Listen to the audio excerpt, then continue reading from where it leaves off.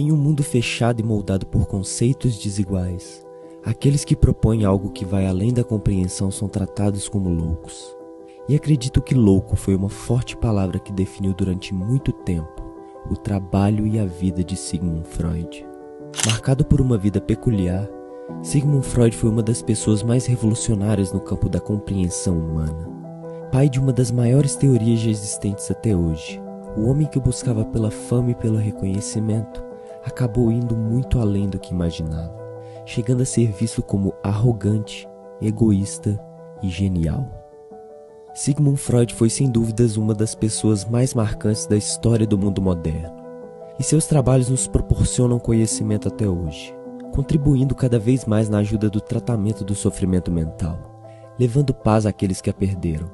E olhando para a vida de Sigmund Freud, compreendo que tamanho conhecimento que foi contribuído para o mundo não veio de uma vida simples e confortável, mas sim de dor, resiliência e audácia.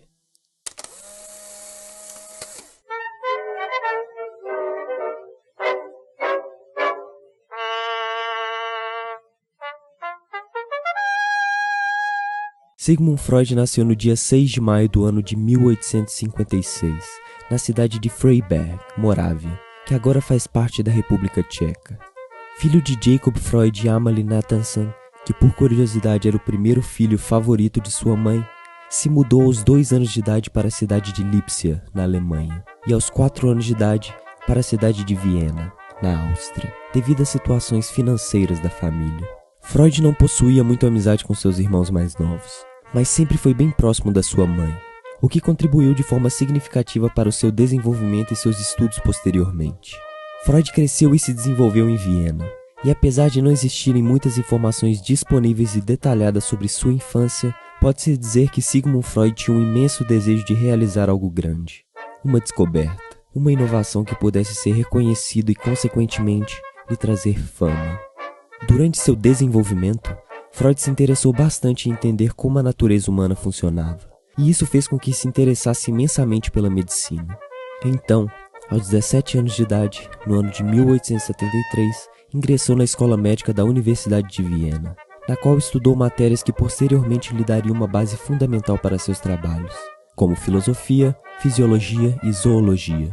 Porém, estudos sugerem que Freud não teve total interesse em sua graduação por completo, mas se interessava bastante pelas pesquisas científicas. Por causa disso, Freud preferiu ensinar e fazer pesquisas na área da fisiologia. Mas como a vida está sempre nos moldando, o mesmo aconteceu com Freud. Primeiramente, ele acreditava que, pelo fato de ser judeu, suas atividades acadêmicas seriam de alguma maneira limitadas. E segundo que, por dificuldades financeiras de seu pai, Freud precisou se adaptar à sua nova realidade. Mas ao que parecia ser um momento horrível de sua vida, uma chama se acendeu diante de uma dificuldade. Freud conhece então, em abril de 1882, um ano após se formar em sua graduação, uma jovem mulher chamada Martha Bernays, e se apaixona logo de cara.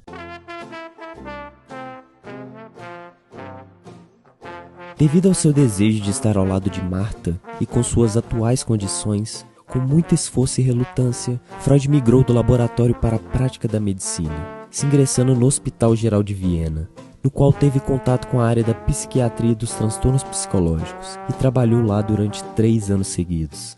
O início de sua carreira estava começando a se formar.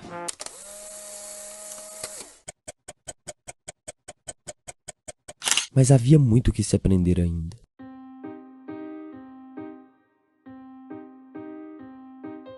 Em 1885, Freud recebeu uma bolsa da Universidade de Viena. Freud então decide se mudar para Paris, na França, para estudar com o famoso neurologista francês Jean-Martin Charcot. Durante os 4 meses que Freud passou ao lado de Charcot, muito aprendeu sobre a hipnose, uma técnica utilizada no tratamento de pessoas que sofriam da histeria, um transtorno psicológico caracterizado por paralisia ou funcionamento inadequado de certas partes do corpo. Freud aprendeu as melhores maneiras de utilizar a hipnose como método de tratamento para transtornos psicológicos, e assim o fez por um tempo. Durante essa fase, Freud percebeu que de alguma forma os fatores da sexualidade humana estavam relacionados com a maioria dos casos de histeria que havia presenciado. Porém, Freud também percebeu que, Mesmo através da hipnose, os sintomas de seus pacientes histéricos tendiam a retornar depois de tratados por um tempo. Isso mexeu muito com Freud e o fez ir em busca de algum outro método que pudesse ser mais eficaz do que a técnica aprendida com Charcot. Foi aí então que Freud se lembrou de um velho amigo da graduação, um homem chamado Joseph Brauer.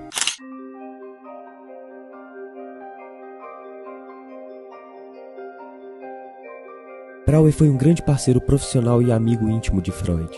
E durante seus anos na graduação, Brauer lhe havia apresentado um método alternativo de tratamento da histeria, o método Catarse. Catarse foi um método de remoção dos sintomas da histeria. Esse método consistia na externalização do sofrimento psicológico pelos pacientes, uma forma de colocá-los para fora através da fala. Freud então percebeu que o método Catarse era um método melhor no auxílio do tratamento da histeria. E enquanto utilizava a catarse em seus pacientes, ele logo descobriu um método muito eficaz, o método de associação livre. Método que posteriormente passou a ser utilizado de forma principal no tratamento de seus pacientes.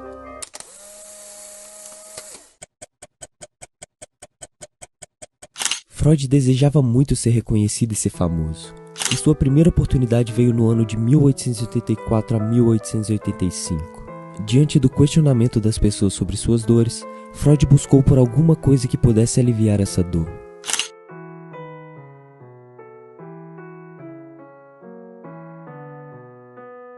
A cocaína foi um dos objetos de estudo de Freud, que passou a acreditar que a droga possuía diversos efeitos positivos no corpo humano. Após ter o conhecimento de que a cocaína havia ajudado muitos soldados, Freud passou então a fazer experimentos com pacientes e amigos. E se desse certo, ele conseguiria a fama. Freud tomou conhecimento do uso bem-sucedido da droga, como por exemplo em doenças cardíacas, esgotamento nervoso, dependência do álcool e morfina e vários outros problemas psicológicos e fisiológicos. Ele ficou muito satisfeito com os resultados.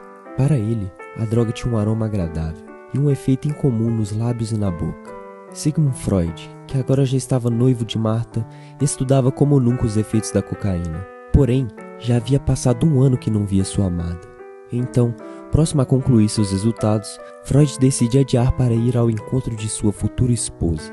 Porém, nessa mesma época, um colega de trabalho tomou os estudos sobre a cocaína para si, os concluindo e conseguindo o reconhecimento que Freud ansiava. Não foi dessa vez. A segunda oportunidade de Freud para alcançar alguma dose de fama veio em 1886, depois que voltou de Paris, onde havia aprendido sobre histeria masculina com Charcot. Ele presumia que tal domínio lhe daria o respeito e o reconhecimento da Sociedade Imperial de Médicos de Viena, a qual ele acreditava com muita força que ficaria impressionada com o conhecimento da histeria masculina do jovem Freud. Os primeiros médicos acreditavam que a histeria fosse um transtorno estritamente feminino, porque a própria palavra tinha ligações com sintomas no útero e era o resultado de um útero ambulante, ou seja, um útero vagando pelo corpo das mulheres e causando o mau funcionamento de várias partes. No entanto, em 1886, quando Freud apresentou um trabalho sobre a histeria masculina à Sociedade Imperial de Médicos de Viena, a maioria dos médicos presentes já estava familiarizada com a doença e sabia que ela também poderia ser um transtorno masculino. Como o trabalho de Freud consistia de uma versão do que já era sabido, os médicos de Viena não responderam bem à sua apresentação. Além disso, os constantes elogios de Freud a Charcot, ou seja, a um francês, endureceram os médicos de Viena em relação à sua palestra. Decepcionado com suas tentativas de ganhar fama e afligido por sentimentos de oposição profissional, Freud sentiu a necessidade de se unir a um colega mais respeitado. Ele se voltou para Brauer. Brauer havia discutido em detalhes com Freud o caso de Anna O, uma mulher jovem que Freud nunca conheceu, mas com quem Brauer havia passado muitas horas, tratando-a da histeria vários anos antes. Devido à sua rejeição pela Sociedade Imperial de Médicos de Viena e seu desejo de estabelecer uma reputação para si mesmo, Freud estimulou Brauer a colaborar com ele na publicação de um relato sobre Anna O e vários outros casos de histeria. Brauer, contudo, não estava tão animado quanto Freud por publicar um tratado completo sobre histeria com base em somente alguns estudos de caso. Ele também não conseguia aceitar a noção de Freud de que as experiências sexuais infantis eram a principal causa da histeria adulta.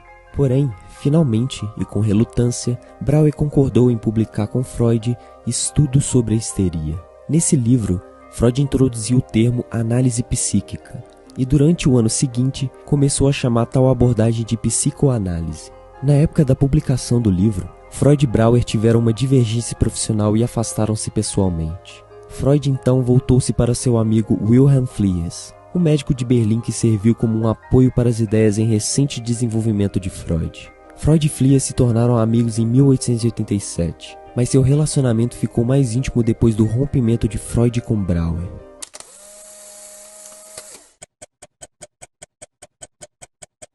Durante o final da década de 1890, Freud sofreu crises de isolamento profissional e pessoal.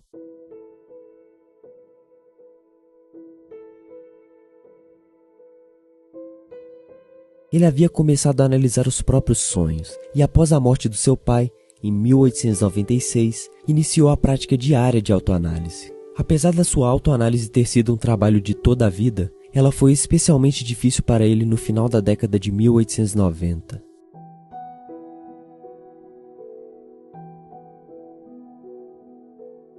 Uma segunda crise pessoal veio, e foi quando se deu conta de que estava na meia-idade e ainda não tinha alcançado a fama que desejava ardentemente. Durante essa época, ele sofreu ainda outra decepção em sua tentativa de fazer uma contribuição científica importante. Entretanto, em 1897, ele abandonou algumas teorias e mais uma vez teve que adiar a descoberta que o impulsionaria para a grandeza.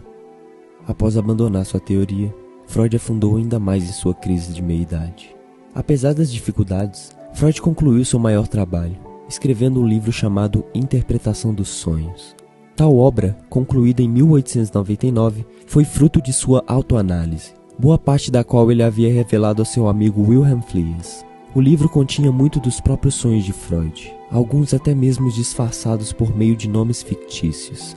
Quase imediatamente após a publicação de Interpretação dos Sonhos, sua amizade com Fliess começou a esfriar, acabando por se romper em 1903. Esse rompimento foi parecido com o anterior afastamento de Brauer, que ocorreu logo depois que eles publicaram estudos sobre a histeria. E mesmo que a interpretação dos sonhos não tenha criado a comoção internacional instantânea que Freud esperava, ela por fim trouxe para ele a fama e o reconhecimento que vinha procurando. No período de 5 anos após sua publicação, Freud, agora repleto de autoconfiança, escreveu vários trabalhos importantes que ajudaram a solidificar os fundamentos de sua mais nova teoria, a psicanálise. O ano é 1902. Freud convidou um pequeno grupo de médicos vienenses mais jovens para reunir em sua casa e discutirem temas psicológicos.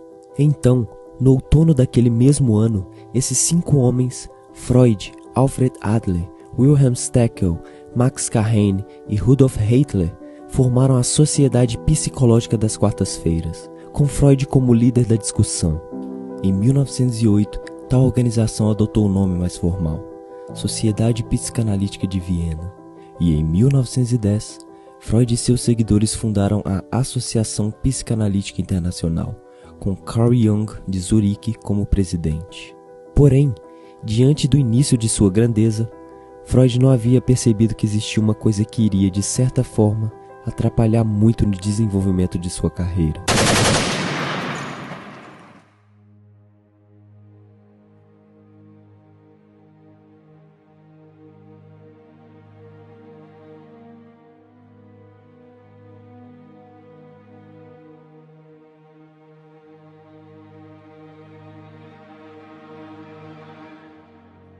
Os anos da Primeira Guerra Mundial foram difíceis para Freud. Sua comunicação com seus fiéis seguidores foi suspensa, sua prática psicanalítica diminuída, e sua casa às vezes não tinha aquecimento, e ele e sua família possuíam muita pouca comida.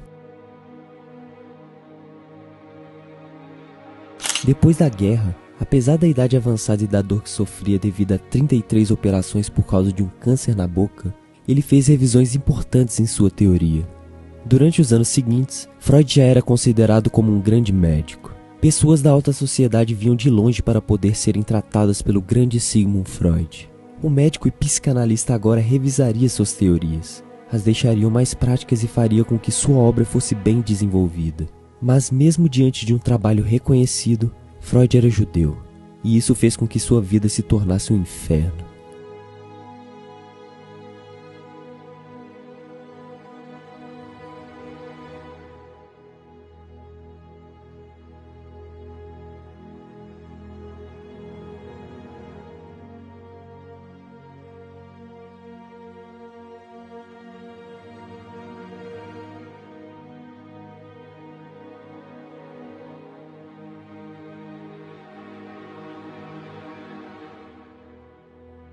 Era início da Segunda Guerra Mundial.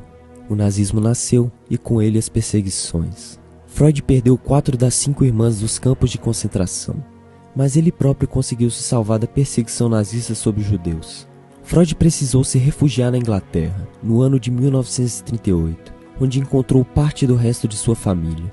Nessa época, Freud já havia se casado com Martha e tiveram 6 filhos, dentre os 6, Anna Freud, que posteriormente se tornou uma grande psicanalista e contribuiu muito no trabalho iniciado pelo pai. Em seus anos finais, Freud já havia passado por 33 cirurgias, devido a diversos problemas, principalmente por problemas ligados ao seu constante consumo de charutos. E com 83 anos de idade, devido a complicações maiores de saúde, Freud morre em sua casa na Inglaterra. Há muito o que se dizer sobre a vida e obra de Freud. Um homem que foi audaz, corajoso, mas que também passou por muitos conflitos, com os outros e consigo mesmo. Um homem que sonhou ser reconhecido por uma descoberta, mas que acabou marcando para sempre a história do mundo. A obra de Sigmund Freud ganhou inúmeros seguidores que contribuíram para o desenvolvimento da psicanálise como vemos hoje. E a cada dia que passa, mais e mais se desenvolve dentro dessa teoria repleta de dor, coragem e história. Freud se tornou eterno, se tornou um ideal, um marco da história moderna, se tornou o principal sinônimo de psicanálise. E apesar de sua obra ter sido evoluída com o passar dos anos, Freud será para sempre uma lembrança de uma época marcada por conflitos, infernos e descobertas. E como eu disse no início desse vídeo, talvez o invisível seja um de nossos fascínios. Talvez o mundo não seja como ele se mostra. Talvez tudo que exista seja apenas um reflexo. E talvez nós sejamos apenas aquilo que nossos segredos deixam mostrar. E talvez nunca sejamos capazes de descobrir tudo aquilo que vive dentro de nós. Mas isso não significa que desistiremos, pois houve uma pessoa que nunca parou. E essa pessoa contribuiu para sempre na história da humanidade.